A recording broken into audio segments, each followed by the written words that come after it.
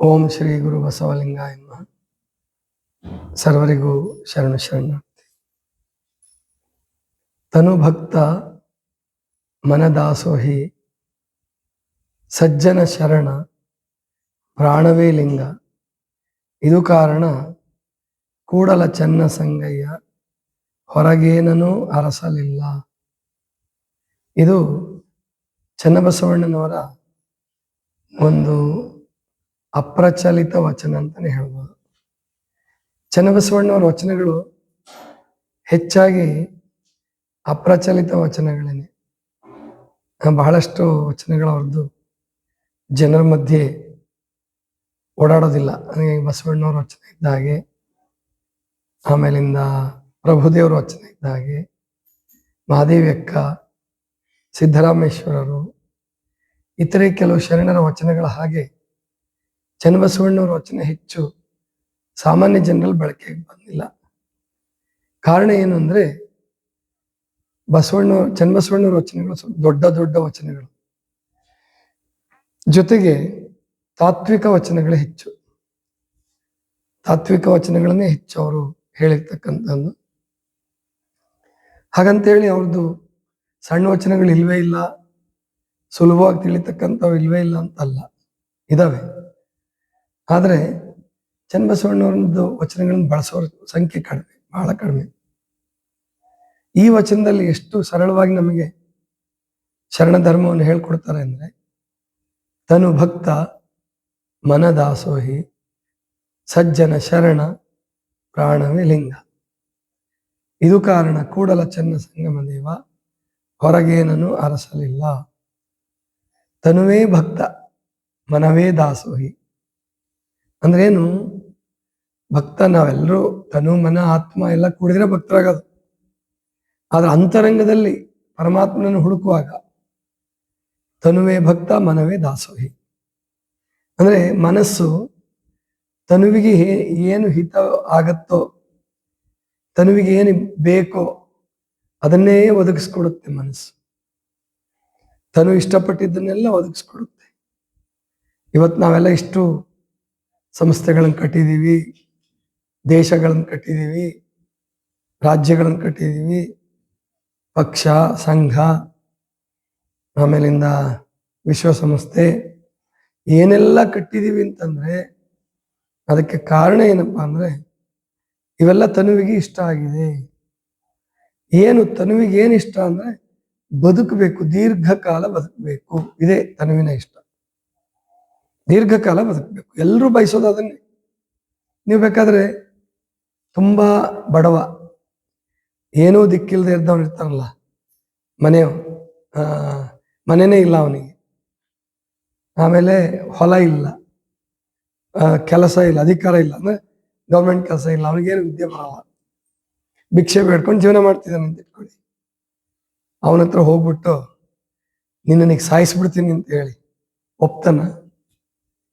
ಒಪ್ತಾನೇನಪ್ಪ? ಒಪ್ಪಲ್ಲ. ಇನ್ನು ಬದುಕಬೇಕು ಅಂತಾನ ಅವನು.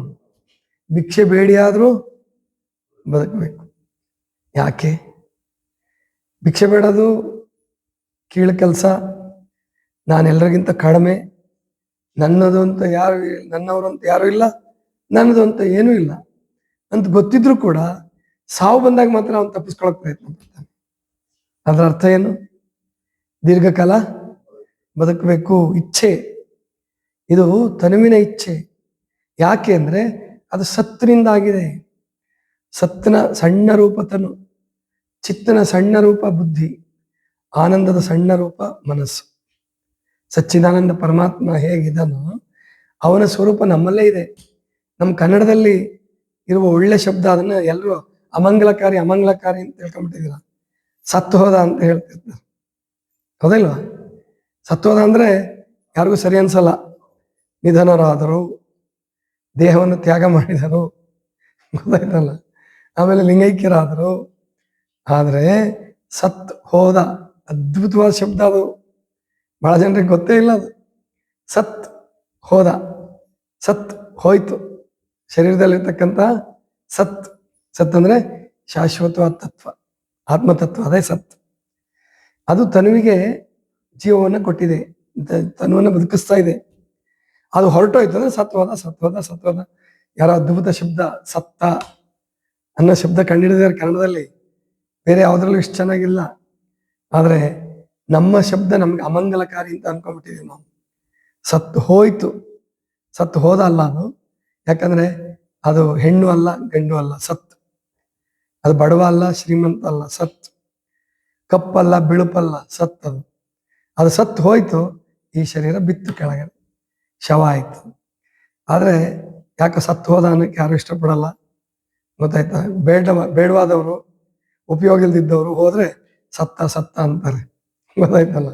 ಎಲ್ರೂ ಹೋಗೋದೆ, ಎಲ್ಲರಲ್ಲಿರುವ ಸತ್ ಹೋಯ್ತು, ಸತ್ತು ಹೋದ. ಹೀಗೆ ಇದು ಶಬ್ದ. ತನು ಸತ್ತಿನ ಸಂಕೇತ. ಪರಮಾತ್ಮ ಶಾಶ್ವತ ಸತ್ತು, ಆದ್ರೆ ತನು ಒಂದು 20 ವರ್ಷ 30 ವರ್ಷ 50 ವರ್ಷ 70 ವರ್ಷ 100 ವರ್ಷ ಇದು ಬದುಕುತ್ತೆ. ಆದ್ರಿಂದ ಇದು ಸತ್ ಸ್ವರೂಪ, ಸತ್. ಆ ತನುವೇ ಭಕ್ತ. ತನು ಬಯಸ್ತದೆ ಭಕ್ತನಾಗಿ, ಮನಸ್ಸೇ ದಾಸೋಹಿ. ಮನಸ್ಸು ತನುವಿಗೆ ಬೇಕಾದಂತ ಎಲ್ಲವನ್ನೂ ಒದಗಿಸ್ಕೊಡುತ್ತದು, ಎಲ್ಲವನ್ನೂ ಒದಗಿಸ್ಕೊಡುತ್ತೆ. ಸುಖ, ಇನ್ನು ದುಃಖನೂ ಮನಸ್ಸೇ ಕೊಡೋದು.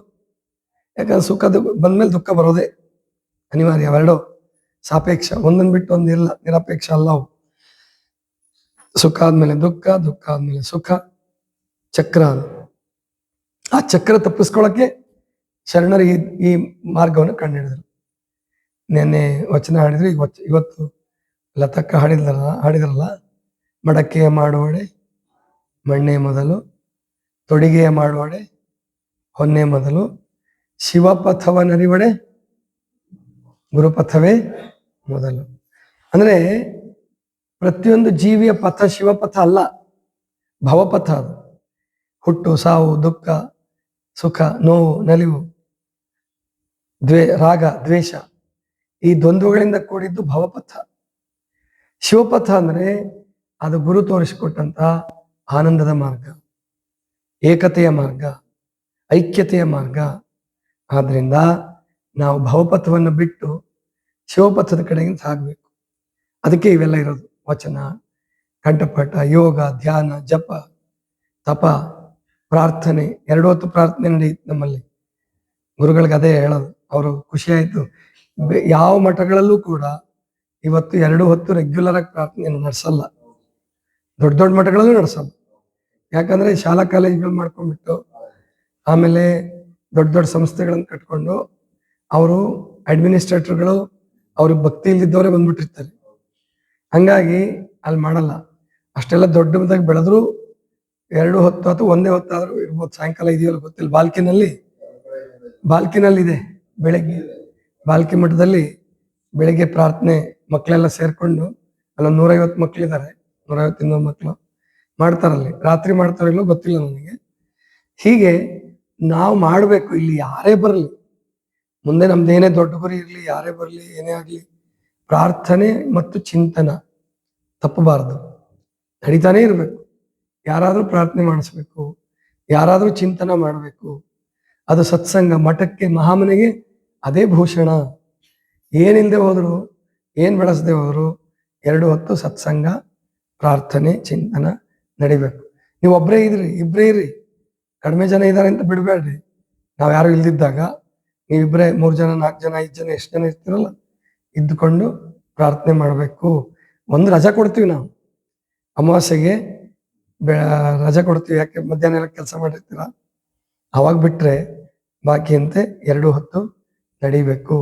ಹುಣ್ಣಿಮೆ ಪಾದಯಾತ್ರೆ ಹೋಗಿ ಬಂದಾಗ ಬೆಳಿಗ್ಗೆ ನಾವು ಸೂಟಿ ಕೊಟ್ಟಿರ್ತೀವಿ. ಯಾಕಂದ್ರೆ ಎಲ್ಲರೂ ಮಲಗಿರ್ತಾರೆ, ಜಾಗರಣೆ ಮಾಡಿರ್ತಾರೆ, ಮಲ್ಕೊಳ್ಳಿ ಅಂತ ಹೇಳಿ ಬಿಡೋದು. ಅದು ಖುಷಿ. ಅದು ಮತ್ತೆ ಮರುದಿವಸದಿಂದ ನಿಲ್ಲಬಾರದು. ಹೀಗೆ ತನುವೇ ಭಕ್ತ, ಮನವೇ ದಾಸೋಹಿ, ಸಜ್ಜನನೇ ಶರಣ. ನೋಡಿ, ಶರಣ ಅನ್ನೋದಕ್ಕೆ ಬಹಳ ತರ ಕೆಡಿಸ್ಕೊಂತ ಕೆಲವರು. ಯಾರು ಶರಣರು?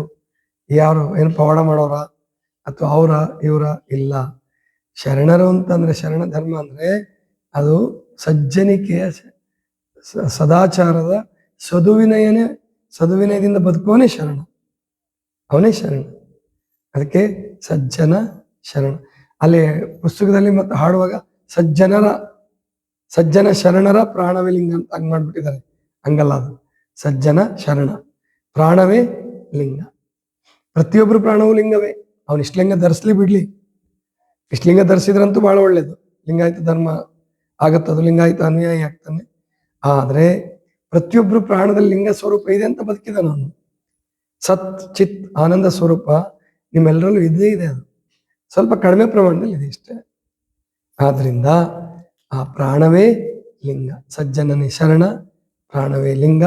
ಇದು ಕಾರಣ ಕೂಡಲ ಚನ್ನ ಸಂಗಮ ದೇವ ಹೊರಗೇನನು ಅರಸಲಿಲ್ಲ. ಹೊರಗಡೆ ಹುಡ್ಕೊಂಡು ಹೋಗ್ಬೇಡ್ರಪ್ಪ, ನಿಮ್ಮ ತನುವನ್ನೇ ಭಕ್ತನನ್ನಾಗಿ ಮಾಡ್ಕೊಳ್ಳಿ. ಆದರೆ ತನುವನ್ನ ಒಂದು ನಿಯಮಕ್ಕೆ ಹೊಂದಿಸ್ರಿ.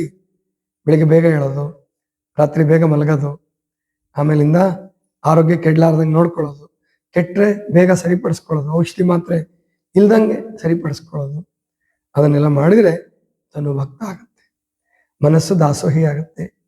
ಮನಸ್ಸು ಅಹಂಕಾರವನ್ನು ಬಿಟ್ಟು ಕಿಂಕರತೆಯನ್ನು ಅಳವಡಿಸ್ಕೊಂಡ್ರೆ, ಅಜ್ಞಾನವನ್ನು ಬಿಟ್ಟು ಸುಜ್ಞಾನವನ್ನು ಅಳವಡಿಸ್ಕೊಂಡ್ರೆ ಮನಸ್ಸೇ ಅದು ದಾಸೋಹಿ.